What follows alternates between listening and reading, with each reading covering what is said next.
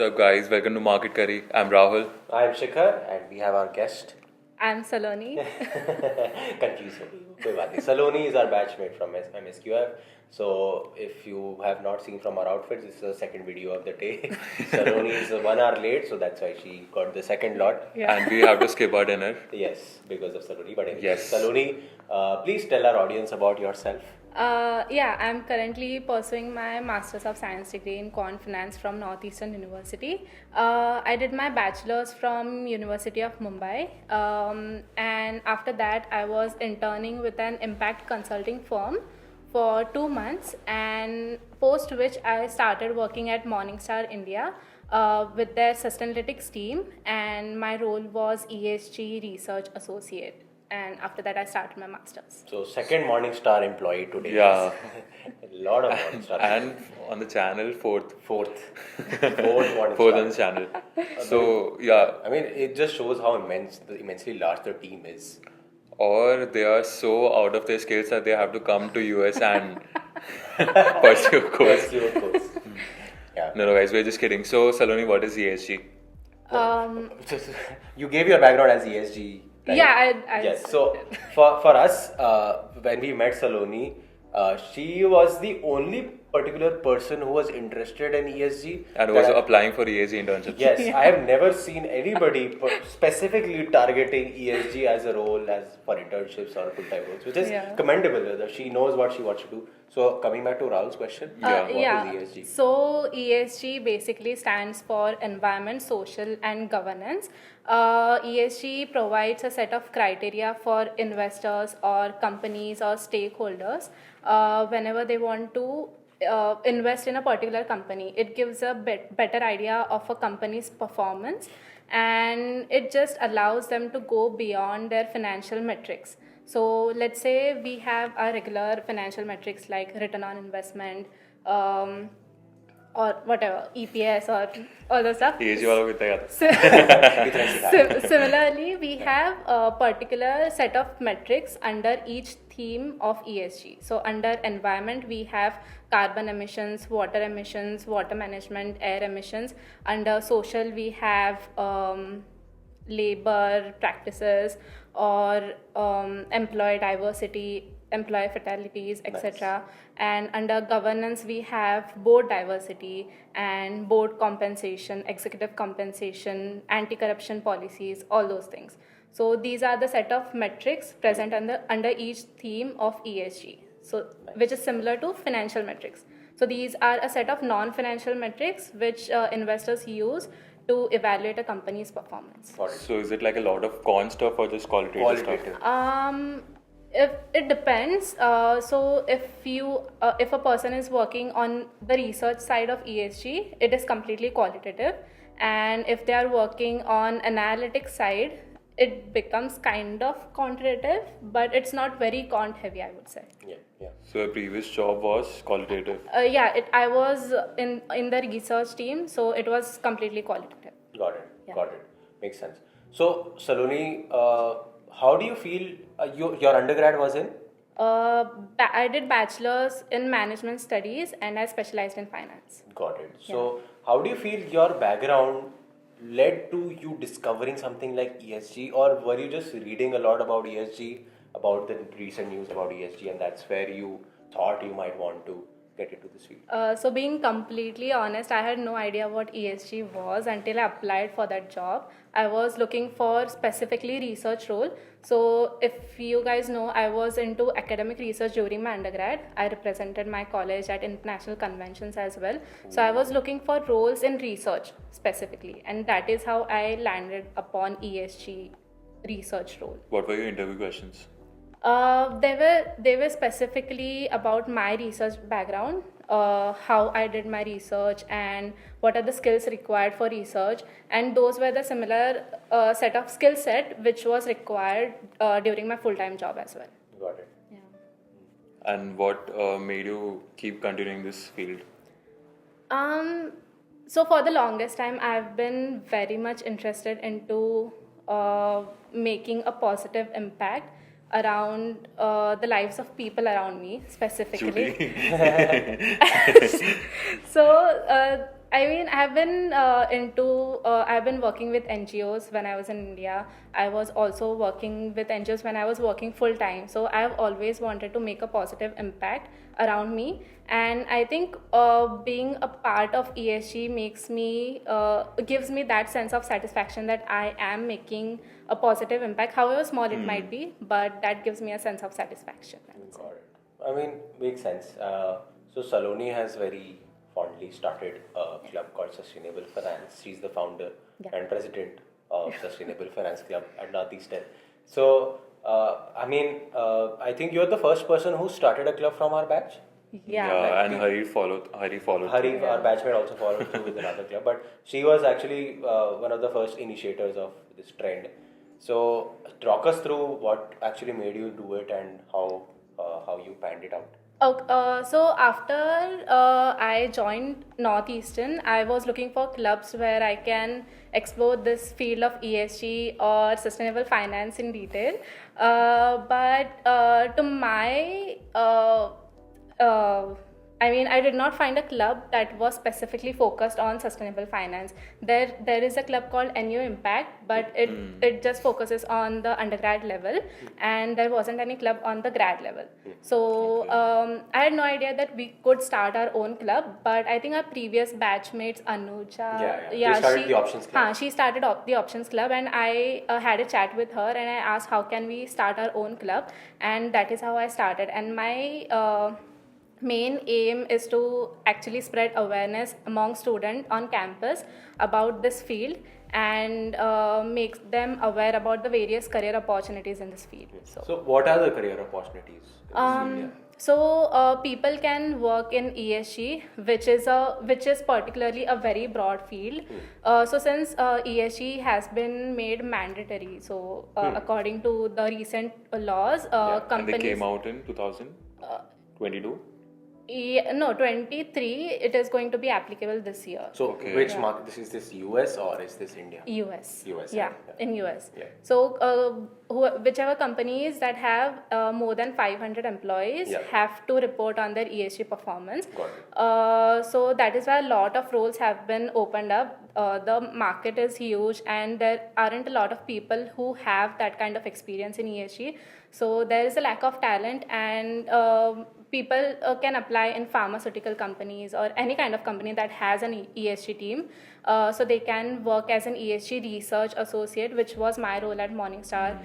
They can work with rating agencies. So just to give a background, I was working with the rating agency at Morningstar. So Sustainalytics is a rating agency which was acquired by Morningstar, and I was part of Sustainalytics, and Sustainalytics is a rating agency. So they give rating to companies on their ESG performance, and then investors look into that rating. Got it. So people have opportunities in rating agencies as well. People can work with investment firms to identify sustainable investment opportunities.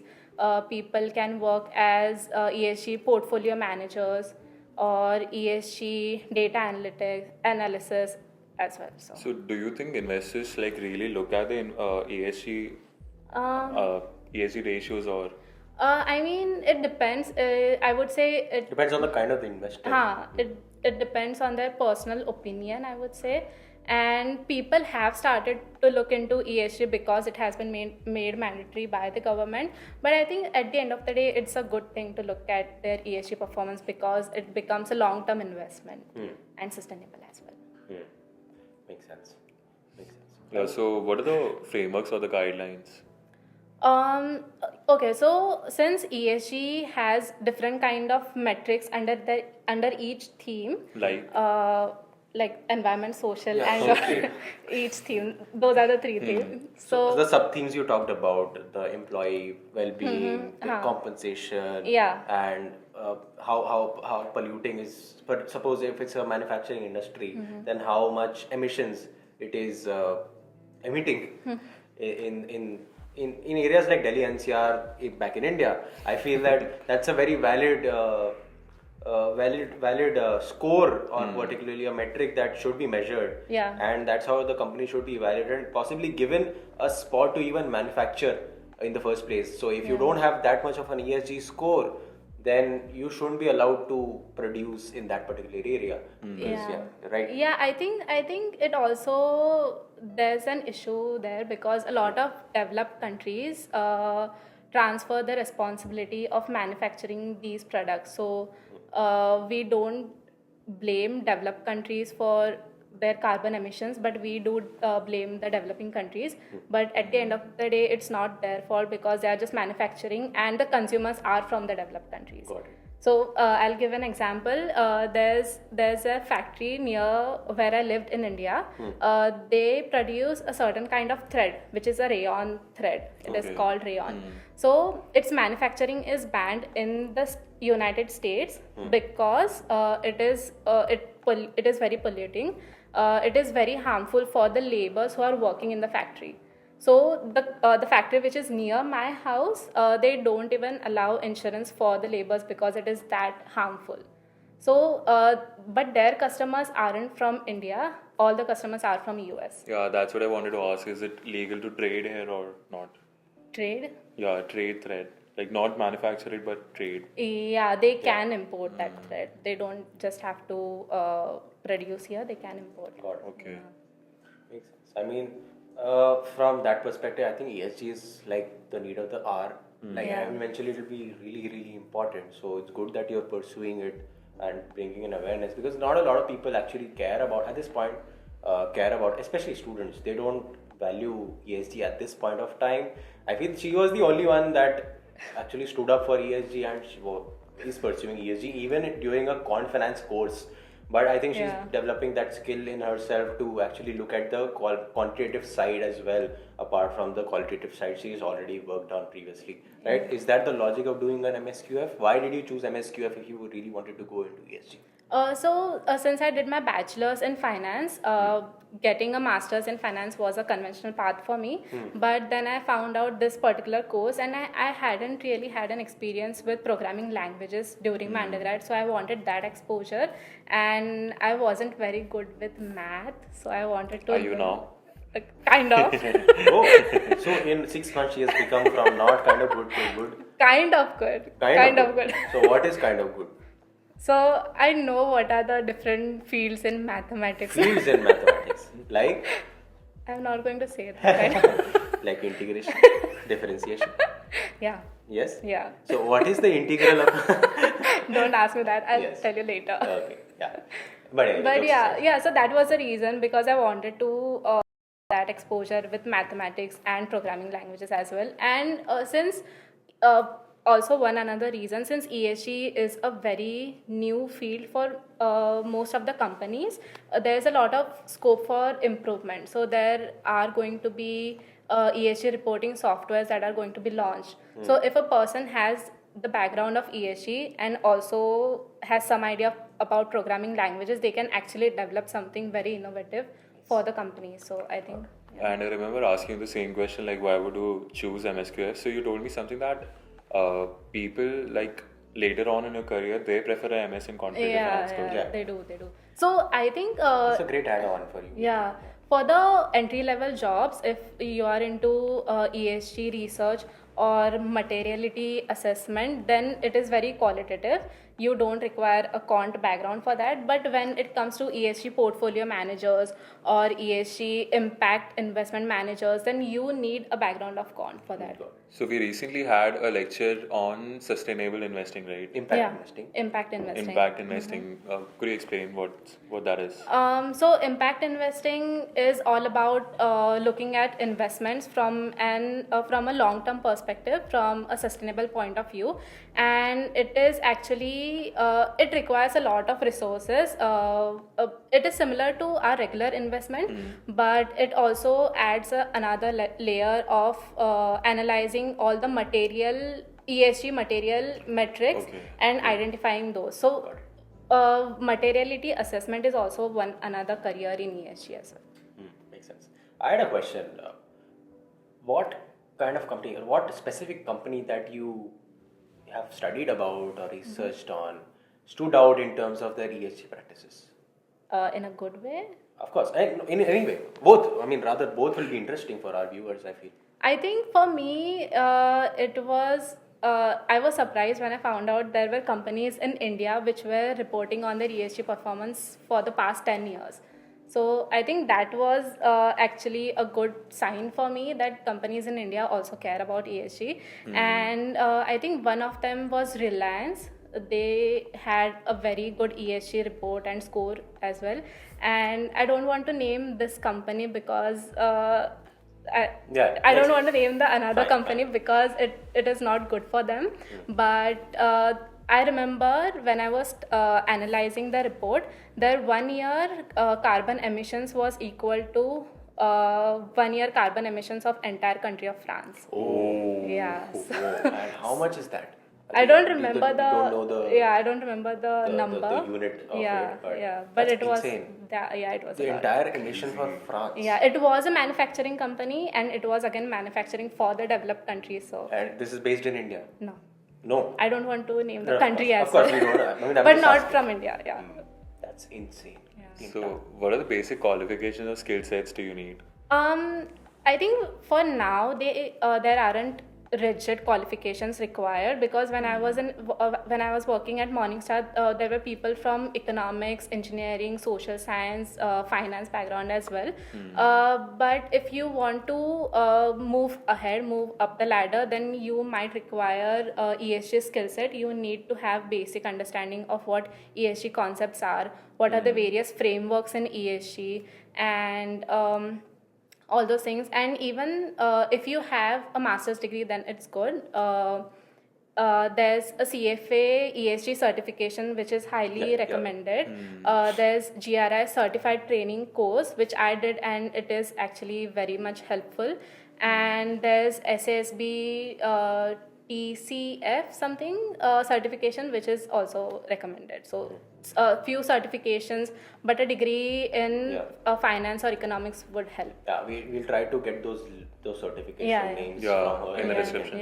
We just drop it in the description for you all if you're interested, because I think the interest will grow. But I mean, whatever limited audience it's reaching now, in the future, if it reaches to a decent amount of people, the people who in the future get interested might be influenced by whatever she's trying to say. So we feel it's a good platform for all this to be shared with our audience, right?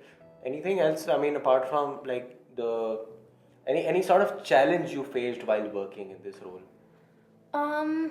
So for the 2 years that I worked at Morningstar, our most I think the most challenging part was there aren't a lot of companies that are reporting on their ESG performance. And since there are a lot of guidelines that a company can choose from to report in, it is not standardized. So it becomes very difficult to actually gather that data and give to our investors. So data availability, lack of standardization are the two drawbacks. And and also greenwashing. So greenwashing, what does that so mean? I don't know. So greenwashing is basically a company lying about their ESG performance. For example, if a company is producing, let's say, 10,000 tons of carbon emissions and they say they are planting 100 trees, so they would say those 100 trees are negating their emissions and they are actually producing 0 carbon emissions. And so that is a wrong way to analyze it. So what about the future trends? Like we talked about the past of ESG, the present of ESG. How do you think ESG is growing?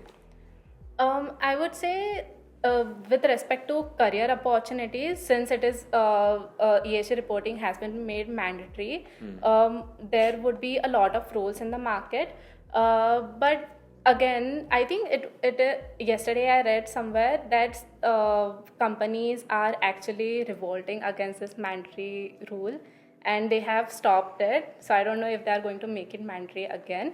But I think in the future, I hope it gets automatized because it is kind of tedious to go through each company's ESG report and gather that data. So I have read somewhere that ESG reporting softwares are going to be launched. Standardization in this field. Standardization. So hopefully it goes into that right direction. And so makes sense. So, I mean, I just have one more question apart from this. Before, I mean, not sure about you. So, how do you see your career progressing? Being in ESG, how do you see your career progressing? You start as an analyst, then you move on to bigger roles. How does your field of view and your horizon change when you go up the ladder? So personally, I want to work in private equity because or a venture capital because being able to divert capital into a positive environment or companies who are trying to make a positive difference in the world would be a great way to ensure that I am able to make a positive impact. So I think that is how I want to grow. Yeah. That makes sense. Great. You have any other questions? No, that's it from our side. Do you have any other points? No, I don't have any. You don't have. I think the very nice and concise way of expressing ESG. I mean, something which is very nascent. I feel there's not much to talk about because it's so hidden. Yeah. Yeah, of It's course. not there out in the ocean, and people are not very aware and they don't really care about it. But I'm sure that this will catch the trend in the coming years because ESG will be the thing in the future. Yeah. That's what I feel personally.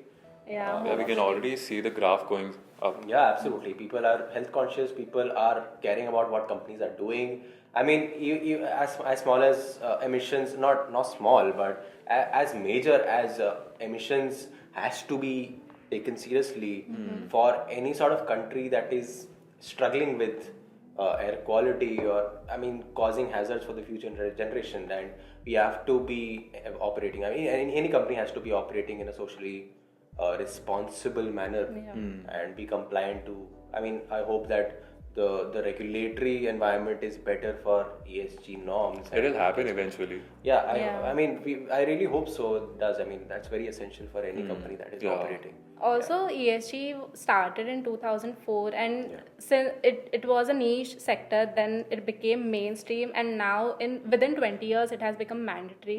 So I think hopefully it will grow. Absolutely. Yeah. Absolutely, yeah. I agree. I think that's a Yeah, wonderful that's it, way that's to it. end, right? So, anything you would want to say to the audience specifically regarding ESG or anything? I mean, it's a good field to work in. Currently, it isn't highly paid, I would say. So, money isn't the only thing keeping you in the industry. A passion for sustainability is. So, if you are seriously passionate about the field, I think you will enjoy the role, you will enjoy the Impact lifestyle, even the impact you are making. So I think it's a good field to pursue. Yeah, I mean, kudos to that. I don't think anybody would want to be very very much inclined towards this role just to make the impact and make themselves feel better, which is kudos to you. I think that's it, right? Yeah. Thanks. And that's it. also, if you are a Northeastern student, then you can join the Sustainable Finance Club. Cut ho jayega yahan se. Yeah, that's it. So please join Sustainable Finance Club. I think she's Yes. doing wonders with it. You'll get free pizza. But yeah, I hope it works out well for you, Yeah, and all thank the you. best to you and the entire team. Thank you. Right? So that's it for Yes. from our end. Thank you guys for watching the video. Stay tuned for more See you videos. guys. Yeah, that's what we need. All right, guys. See you in the next one. See you.